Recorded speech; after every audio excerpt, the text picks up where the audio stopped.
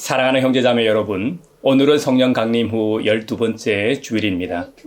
우리 주님께서 약속하신 진리의 영, 거룩한 보혜사 성령님을 우리 모두에게 보내셔서 우리에게 모든 것을 가르치시고 또한 주님께서 말씀하신 모든 것을 생각나게 하셨습니다. 또한 우리가 예수님을 주님으로 고백하게 믿음을 주셨습니다. 우리가 항상 성령 충만할 수 있도록 하나님께서 지금 우리를 부르십니다. 성령님을 통해 우리와 영원히 함께 하시는 주님 앞에 이제 우리의 마음과 뜻을 다하여 영과 진리로 주님을 찬양하며 예배합시다. 아멘. 사도신경으로 우리의 신앙을 고백합시다. 나는 전능하신 아버지 하나님 천지의 창조주를 믿습니다. 나는 그의 유일하신 아들 우리 주 예수 그리스도를 믿습니다. 그는 성령으로 잉태되어 동정녀 마리아에게서 나시고 본디오 빌라도에게 고난을 받아 십자가에 못 박혀 죽으시고 장사된 지 사흘 만에 죽은 자 가운데서 다시 살아나셨으며 하늘에 오르시어 전능하신 아버지 하나님 우편에 앉아 계시다가 거기로부터 살아있는 자와 죽은 자를 심판하러 오십니다. 나는 성령을 믿으며 거룩한 공교회와 성도의 교제와 죄를 용서받는 것과 몸의 부활과 영생을 믿습니다. 아멘. 임마소서 임마소서 불과 같은 성령이여 불의 혀로 임마셔서 진리 알게 하시옵고 불세례를 베푸시어 죄의 뿌리 소멸하사 거룩하고 깨끗하게 변화시켜 주옵소서. 다윗의 시 성전에 올라가는 순례자의 노래 그 얼마나 아름답고 즐거운가. 형제자매가 어울려서 함께 사는 모습. 머리 위에 부은 보배로운 기름이 수염 곧 아론의 수염을 타고 흘러서 그 옷깃까지 흘러내림 같고 헤르몬의 이슬이 시온산에 내린 것 같구나. 주님께서 그곳에서 복을 약속하셨으니 그 복은 곧 영생이다. 아멘. 나와 동행하시고 모든 염려하시리 나는 숲의 새와 같이 기쁘다. 내가 기쁜 마음으로 주의 뜻을 행함은 주의 영이 함께함이라. 성령이 계시네 할렐루야 함께하시네. 좁은 길을 걸으며 밤낮 기뻐하는 것 주의 영이 함께함이라. 만일 우리가 죄가 없다고 말하면 우리는 자기를 속이는 것이요 진리가 우리 속에 없는 것입니다. 우리가 우리 죄를 자백하면 하나님은 신실하시고 의로우신 분이셔서 우리 죄를 용서하시고 또한 모든 불의에서 우리를 깨끗하게 해 주실 것입니다. 우리 주님의 오심을 기억하며 다시 오실 주님을 고대하는 그리스도인으로서 살지 못한 우리의 말과 행동을 돌아보며 이제 주님 앞에 우리 죄를 고백합시다.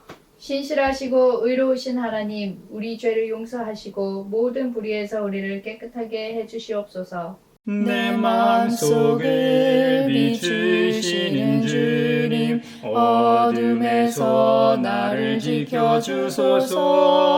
내 마음속을 비추시는 주님 당신 사랑 안에 쉬리라. 내 마음속을 비추시는 주님 어둠에서 나를 지켜주소서. 내 마음속을 비추시는 주님 당신 사랑 안에 쉬리라.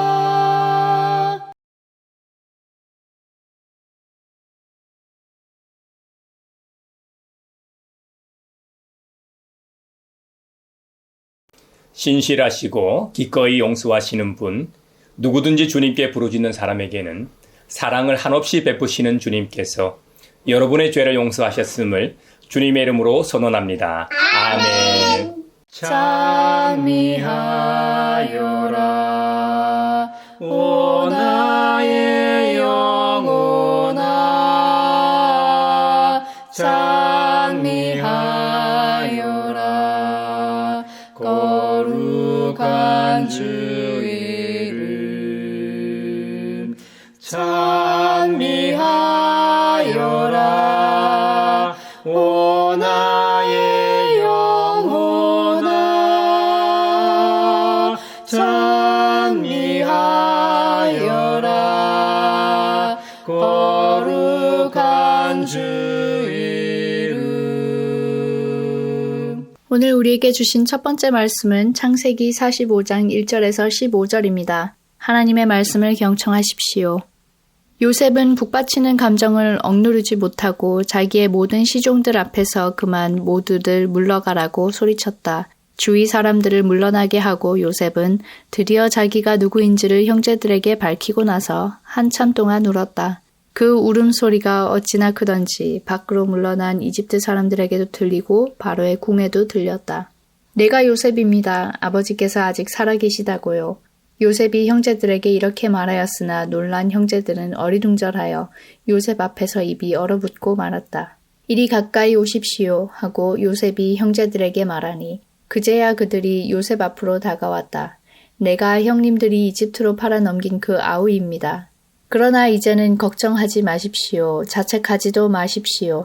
형님들이 나를 이곳에 팔아넘기긴 하였습니다만 그것은 하나님이 형님들보다 앞서서 나를 여기에 보내셔서 우리의 목숨을 살려주시려고 그렇게 하신 것입니다. 이 땅에 흉년이 든 지 이태가 됩니다. 앞으로도 5해 동안은 밭을 갈지도 못하고 거두지도 못합니다.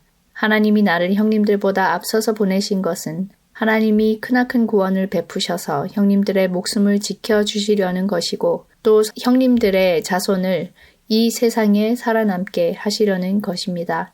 그러므로 실제로 나를 이리로 보낸 것은 형님들이 아니라 하나님이십니다. 하나님이 나를 이리로 보내셔서 바로의 아버지가 되게 하시고 바로의 온 집안의 최고의 어른이 되게 하시고 이집트 온 땅의 통치자로 세우신 것입니다.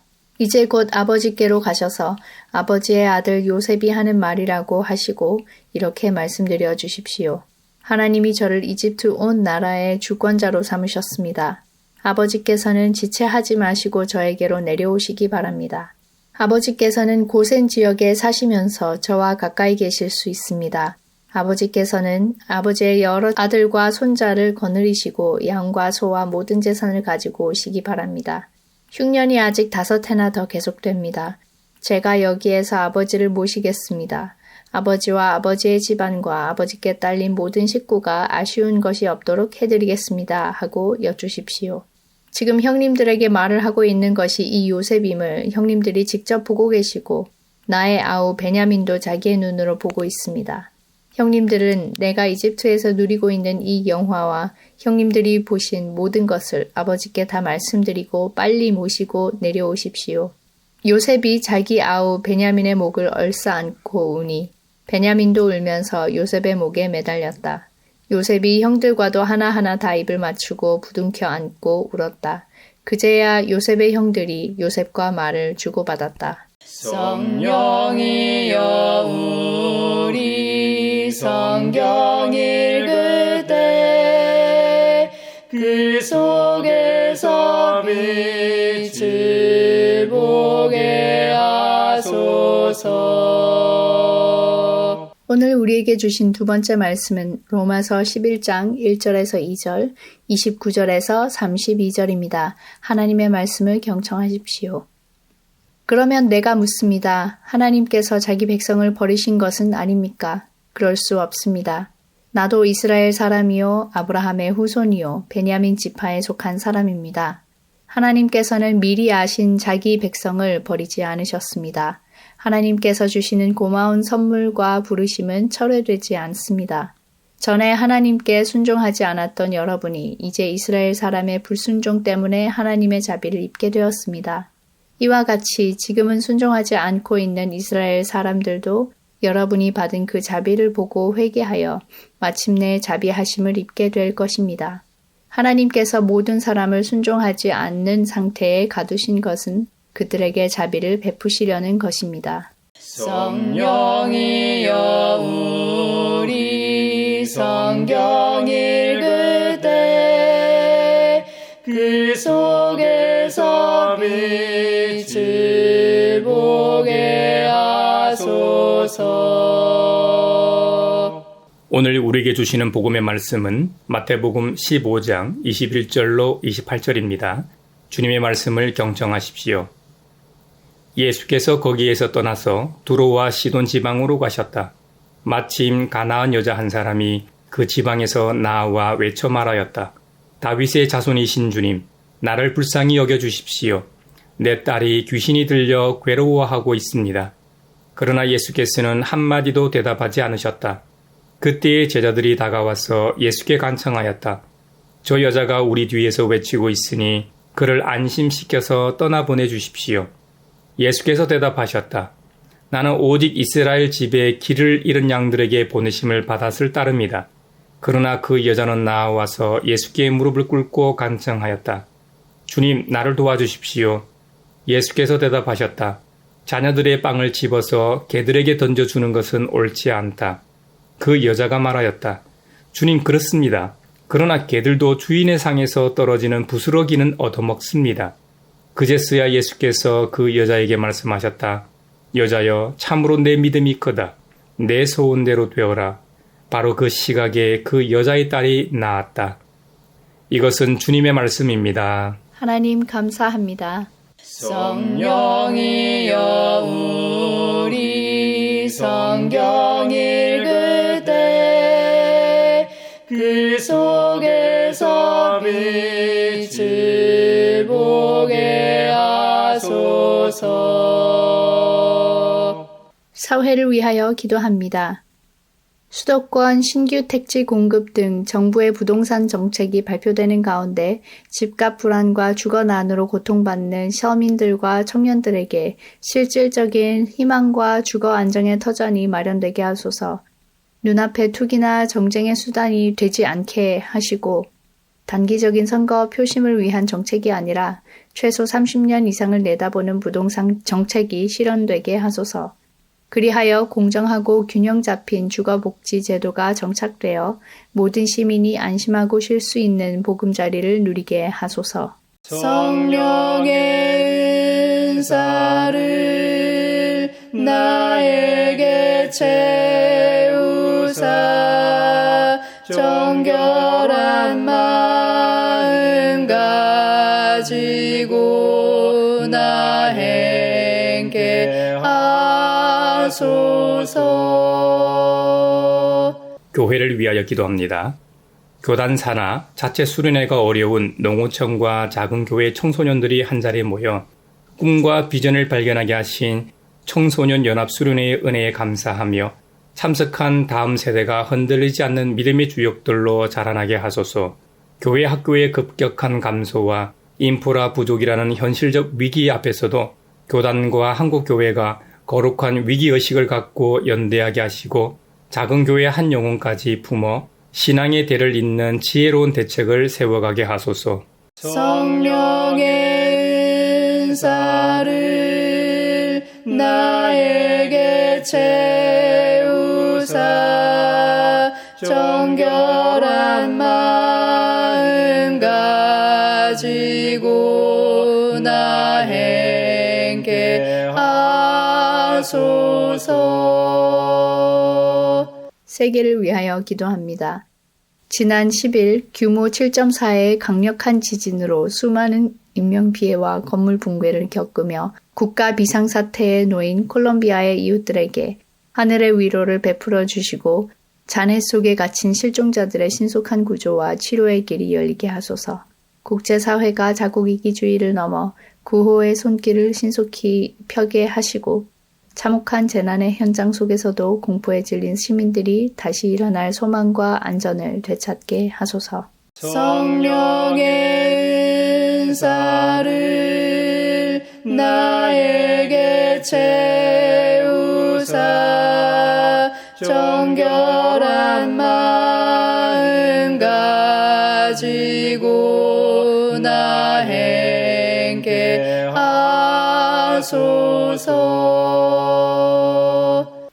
사랑하는 형제자매 여러분, 지도를 펴놓고 이 흐르는 강의 흐름을 따라가 본 적이 있으신지요?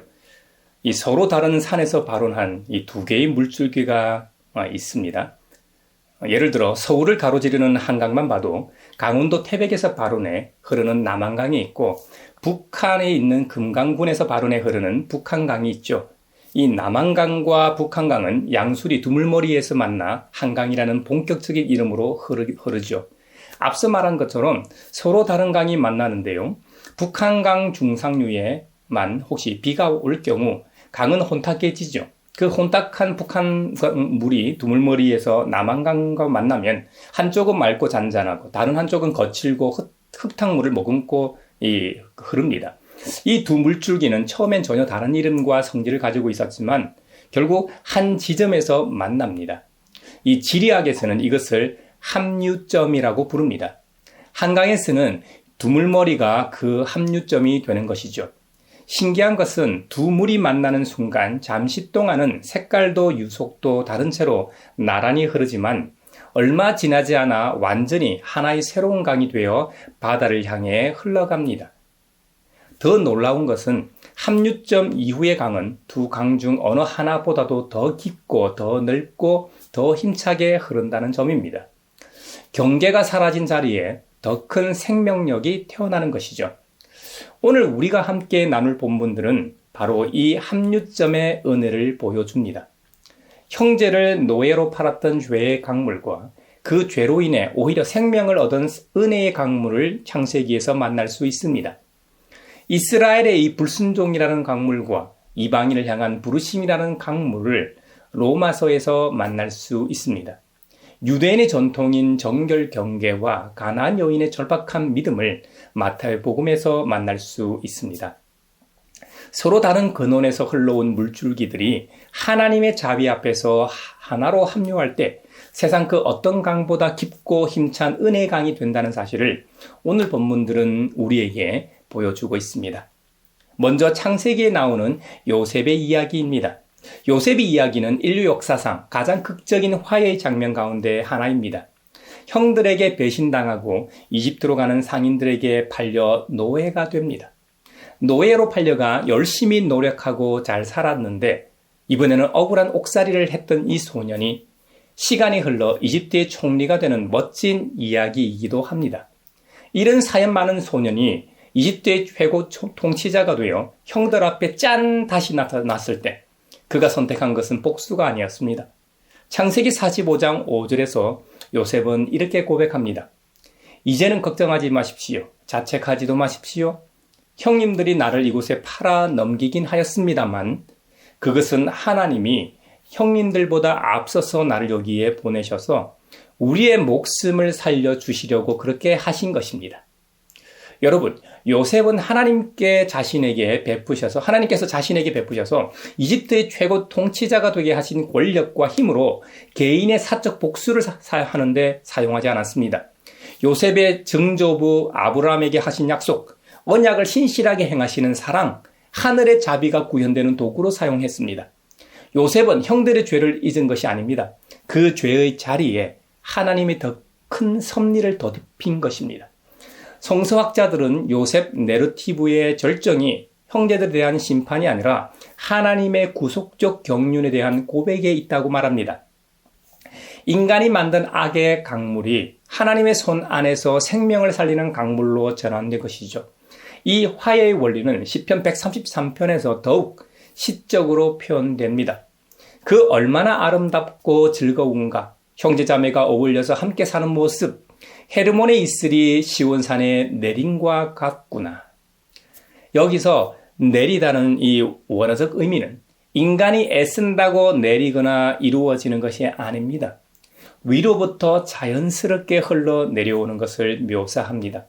형제의 연합, 곧 공동체의 회복은 사람의 결심만으로 이루어지는 성취물이 아닙니다. 하늘로부터 주어지는 선물입니다. 은혜라는 겁니다. 은혜. 위로부터 내려오는 하나님의 은혜만이 파괴된 관계를 회복하고 막힌 곳을 뚫어 다시 흐르게 할 수 있다는 겁니다. 두 번째 본문은 바울이 쓴 로마서 9장 11장인데요. 9장부터 11장은 이스라엘 불신앙을 다루고 있습니다. 그러나 11장의 결론은 절망이 아니라 소망입니다. 29절의 선언은 이렇습니다. 하나님께서 주시는 고마운 선물과 부르심은 철회되지 않습니다. 하나님의 선물과 부르심은 철회되지 않는다. 그러니까 우리 같이 죄 많은 인생, 예배하러 와서 잘못한 것을 뉘우치며 회개하고 각자의 삶의 자리로 돌아가서 똑같은 죄를 또 짓고 다시 와서 예배 자리에 와서 또 회개하는 우리를 구원하시고 성령의 선물도 주시고 사역자로 부르신 것에 대한 후회하심이 없다는 의미는 법적 용어에 가까운 단어로 결코 취소되거나 되돌려지지 않는 확고한 결정을 뜻합니다. 사람은 변덕스럽지만 하나님의 부르심은 그렇지 않다는 것이죠. 더 놀라운 것은 32절입니다. 하나님께서 모든 사람을 순종하지 않는 상태에 가두신 것은 그들에게 자비를 베푸시려는 것입니다. 자비. 유대인과 이방인, 두 그룹 모두 불순종이라는 혼탁한 강바닥에 갇혀 있었습니다. 유대인들은 자신들이 율법을 받은 자들이기 때문에 더 우월하다고 말합니다. 혈통으로는 아브라함의 자손이기 때문에 자신들만 유일한 하나님의 백성이라고 자부하죠. 하지만 바울이 주장하는 것처럼 오히려 하나님께 불순종한 것으로 치면 이방인들보다 훨씬 더 불순종한 자들이 다름 아닌 이스라엘 백성들입니다. 그래서 바로 그 공통의 실패 지점에서 하나님은 자격 없는 자에게 베푸시는 파격적 긍휼을 흘려보내십니다. 바울에게 있어 이스라엘의 넘어짐은 끝이 아니라 이방인을 향한 자비의 문이 열리는 축복의 통로였습니다. 배신과 실패의 강물조차 하나님의 손에서는 자비가 흘러드는 합류점이 될 수 있다는 겁니다. 이것이 로마서 11장이 우리에게 주는 위로입니다. 위로, 하늘의 위로. 인간의 실패가 하나님의 신실하심을 무효화시키지 못합니다. 오히려 그 실패의 자리에서 하나님의 은혜와 부르심은 더욱 분명하게 드러나는 겁니다. 세 번째로 마태복음 15장에는 예수님께서 두로와 시돈 지방, 이방인의 땅에서 한 가나안 여인을 만난 이야기가 기록되어 있습니다. 그 이방인 여자가 예수님께 나아가 간절히 간청합니다. 다윗의 자손이신 주님, 나를 불쌍히 여겨주십시오. 내 딸이 귀신에 들려 괴로워하고 있습니다. 그러나 예수님은 처음에 침묵하십니다. 아니, 아예 못 들은 척 하십니다. 제자들이 나서서 그녀를 안심시켜서 보내시라고 간청할 정도였으니까요. 제자들의 말을 듣고 예수님의 다음 대답은 더 냉정하게 들립니다. 나는 오직 이스라엘의 집에 이 길을 잃은 양들에게 보내심을 받았을 따름이다. 자녀들의 빵을 집어서 개들에게 던져주는 것은 옳지 않다. 여러분, 여기에 쓰인 헬라어 단어를 주목할 필요가 있습니다. 마태복음 15장 26절에 나오는 예수님께서 표현하신 개들, 그 개들은 당시 유대인이 이방인을 경멸적으로 부를 때 쓰던 단어였습니다. 하지만 일반적으로 거리를 떠도는 큰 들개, 위험하고 귀찮은 존재였던 그런 개들은 퀴온이라고 불렀습니다. 퀴온. 하지만 예수님이 사용하신 단어는 퀴나리온인데요. 집안에서 함께 지내는 작은 강아지를 가리키는 애칭적 표현이었습니다. 요즘으로 치면 애완견, 반려견에 해당할 겁니다. 이는 완전한 배척의 언어가 아니라 여인의 믿음을 시험하는 것이요, 동시에 이방인을 초청하는 거룩한 역설이었습니다. 가나안 여인의 대답은 놀랍습니다. 그 말을 듣고도 주님, 그렇습니다. 그러나 개들도 주인의 상에서 떨어지는 부스러기는 얻어먹습니다. 여러분, 이 고백 속에서 예수님에 대한 확신과 큰 믿음이 담겨 있습니다. 그녀는 자존심을 내려놓은 것이 아니라 부스러기 은혜조차 생명이 됨을 알아본 겁니다. 예수님은 마침내 선언합니다. 여자여, 참으로 내 믿음이 크다. 내 소원대로 되어라. 할렐루야. 유대인만을 위한 것처럼 보였던 경계가 이 여인의 절박한 믿음 앞에서 활짝 열립니다. 이것은 단지 한 여인의 딸이 치유받은 사건이 아닙니다.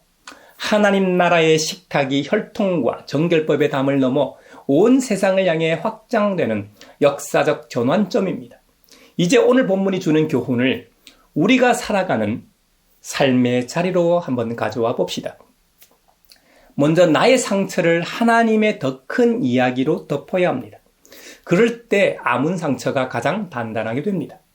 억울함을 안고 사는 것은 참으로 무거운 일입니다. 가까운 사람에게 배신당한 기억, 정당한 몫을 빼앗긴 경험, 신뢰가 깨어진 관계는 시간이 지나도 마음 깊은 곳에서 계속 흘러나와 삶을 흙탕물로 만듭니다. 요셉도 그런 사람이었습니다.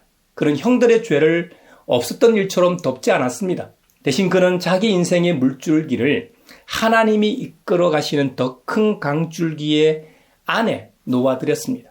형님들은 나를 해치려고 하였지만 하나님은 오히려 그것을 선하게 바꾸셔서 오늘과 같이 수많은 사람의 생명을 구원하셨습니다.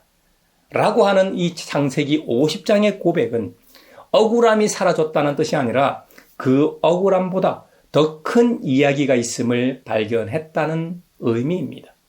오늘 우리 가운데도 가정에도 직장에서 신앙 공동체 안에서 깊은 상처를 안고 살아가는 분들이 계실 겁니다. 상담과 대화의 실질적인 노력을 소홀히 하자는 말이 아닙니다. 다만 우리의 이야기가 상처로 끝나는 것이 아니라 하나님이 여전히 그 이야기를 붙들고 계신다는 사실을 붙잡을 때 우리는 비로소 복수의 무게를 내려놓고 쉼을 얻을 수 있다는 말씀을 하는 겁니다. 농부들 사이에는 오래된 지혜가 하나 있습니다. 태풍에 가지가 찢어진 과일나무를 무조건 베어내지 않고 찢어진 자리를 너끈으로 단단히 동여매어 다시 붙여놓으면 이듬해 바로 그 상처난 자리에서 오히려 가장 굵고 단 이 열매가 열린다는 것입니다. 상처 부위로 나무의 수액과 양분이 더 집중적으로 몰리기 때문이라는 것이죠. 사람의 마음도 이와 다르지 않을 겁니다. 깨어진 관계와 억울한 기억을 무조건 잘라내버리려 하면 오히려 그 자리가 골마 평생의 통증으로 남습니다.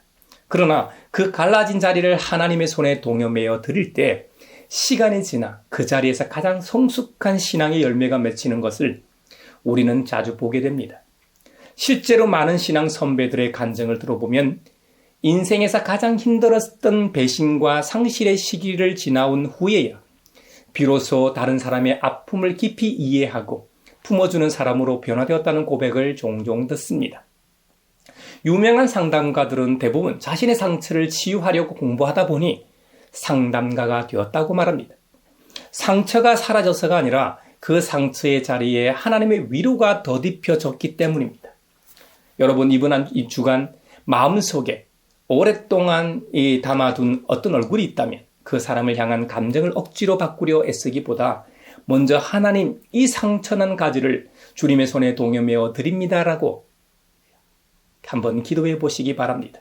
필요하다면 그 아픔을 혼자 삭히지 마시고 신뢰할 만한 목회자나 상담자와 나눠보시기 바랍니다. 그 작은 기도와 나눔이 우리 안에 막혀있던 강물을 다시 흐르게 하고 언젠가 그 자리에서 가장 성숙한 은혜의 열매를 맺게 할 것입니다. 두 번째로 먼저 곁을 내어주어야 합니다. 오늘 한국 사회는 여러 개의 서로 다른 강줄기로 나뉘어 흐르고 있습니다. 정치적 진영, 세대 간의 언어 차이, 이주민과 난민을 향한 낯선 시선, 온라인 공간을 가득 채운 조롱과 혐오의 언사들, 저마다의 강물은 자기 골짜기 안에서만 정당하다고 믿으며 흐릅니다.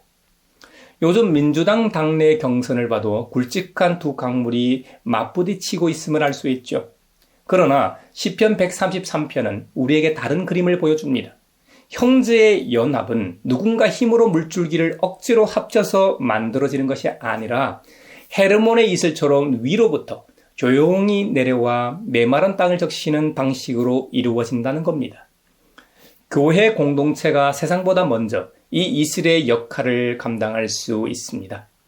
사회적 논쟁에서 어느 한쪽 진영의 확성기가 되기보다 소외된 이웃의 이야기에 먼저 귀 기울이는 낮은 자세로 내려가는 것 말입니다. 지방의 작은 마을들을 다녀보면 인구가 줄어 문 닫을 위기에 처했던 교회가 그 지역에 새로 정착한 외국인 노동자 가정들을 품으면서 다시 예배당에 활기가 도는 이야기를 들은 적이 있습니다.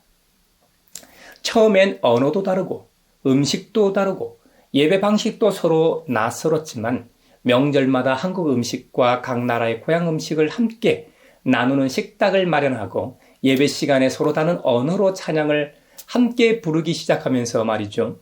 그 작은 공동체는 오히려 이전보다 더 풍성한 신앙 공동체로 자라났다고 증언합니다. 처음부터 완벽한 이 통합을 계획한 것이 아닙니다. 그저 이슬처럼 조용히 곁을 내어준 것뿐인데 말입니다. 세대 간의 벽도 마찬가지입니다. 어느 교회에서는 청년부와 장년부가 서로의 언어를 이해하지 못해 갈등이 깊어지자 한 달에 한 번 청년이 이 장년들에게 이 스마트폰 사용법을 가르쳐 드리고 장년들은 청년들에게 인생의 경험을 나누어 주는 짱 모임을 시작했다고 합니다. 거창한 화해 선언이 아니라 서로에게 배우는 작은 자리 하나가 진영과 세대의 뚝을 허무는 척 물길이 된 것이죠. 교회 공동체 안에 이주 노동자 가정이나 다문화 가정, 세대 차이로 소통이 어려운 이 청년과 장년이 함께 있다면 그들을 향해 먼저 밥 한 끼를 청하고 이야기를 들어주는 작은 실천부터 시작해 보는 것은 어떨까요? 거창한 사회운동이 아니어도 좋습니다. 내가 속한 작은 모임, 직장의 회의실, 가족 채팅방에서부터 진영의 언어 대신 하늘의 언어, 사랑의 언어, 서로 배려하는 언어를 사용하는 것.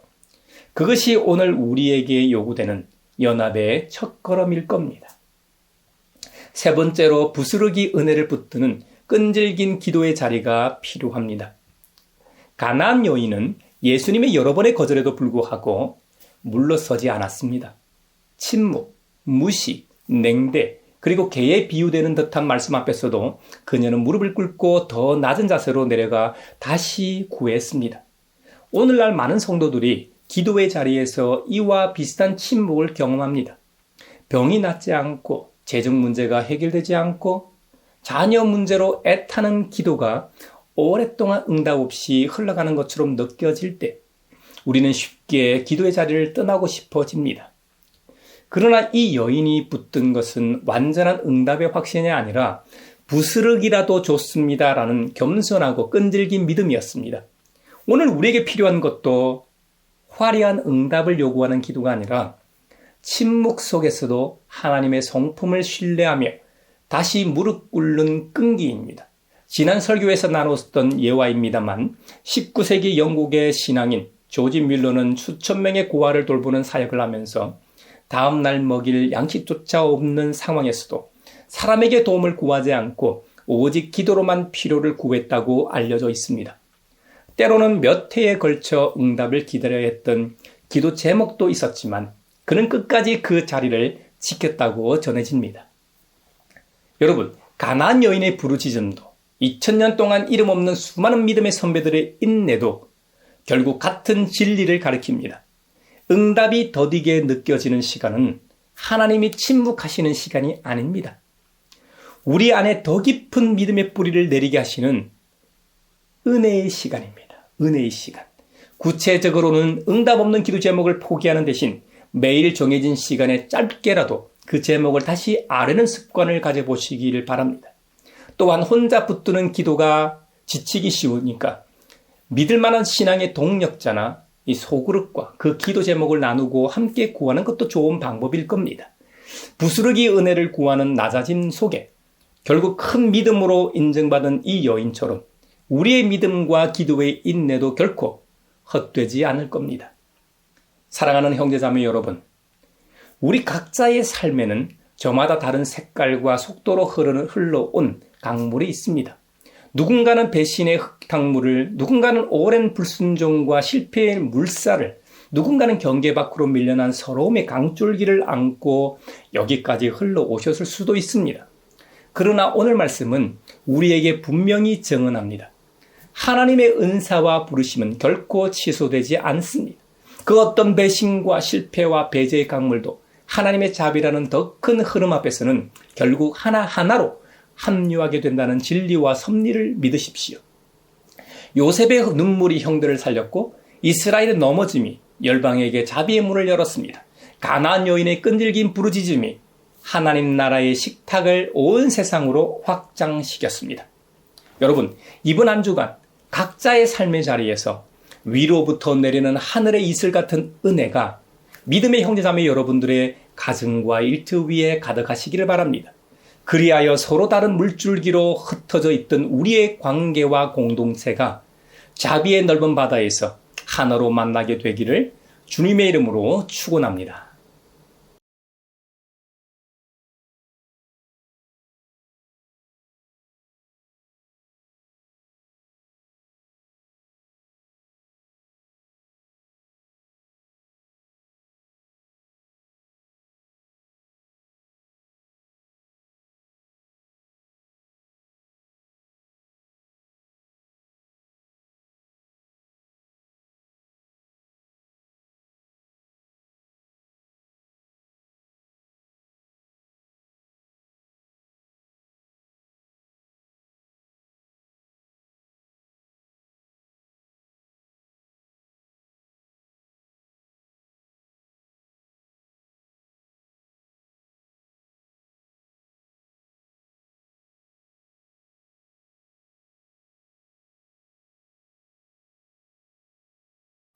여기에 모인 우리는 우리의 믿음의 역사와 사랑의 수고와 우리 구주 예수 그리스도에 대한 소망의 인내를 여기 봉헌에 담아 올려드립니다.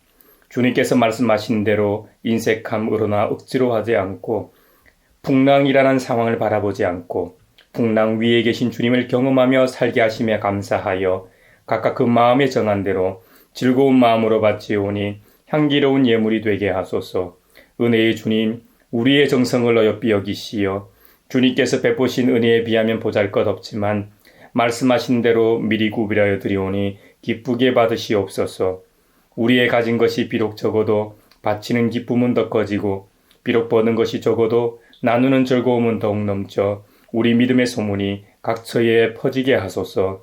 우리 주님 예수 그리스도의 이름으로 감사하며 기도하옵나이다. 아멘. 구원자 주 예수 하나님의 아들 귀하신 어린 양 메시아 거룩하신 하나님 오 하나님 감사해 독생자 주시고 또 성령님 보내사 주의 일을 이루시네. 서로 평화 인사를 나누겠습니다. 주님의 평화를 빕니다. 주님의 평화를 빈다 얘들아. 주님의 평화를 빈다. 주님의 평화가 여러분과 함께 하시기를 바랍니다. 이제 축도하겠습니다. 우리 주 그리스도를 통하여 하나님 나라의 백성으로 부르신 아버지 하나님께서 여러분에게 복의 복을 내려주셔서 언제 어디서나 여러분을 지키시기를 원하며 주님께서 그분의 인자한 얼굴을 여러분과 여러분의 자녀와 그 가정에 비추사 필요에 따라 물질과 건강과 은혜 베푸시기를 원하며 주님의 몸된 하나의 거룩하고 보편적인 사도적인 모든 교회와 함께 하시길 원하며 지금 이 시간에도 하나님 나라와 예수 그리스도 복음 전파를 위해 애쓰며 수고하고 있는 모든 선교사들과 함께 하시길 원하며 오늘 말씀처럼 우리의 상처와 모든 경계 위에 하나님의 은혜를 덮어 하늘의 자비를 경험하며 살고자 삶의 자리로 돌아가는 사람들 위에 평강 주시기를 성부와 성자와 성령의 이름으로 축원하옵나이다. 아멘.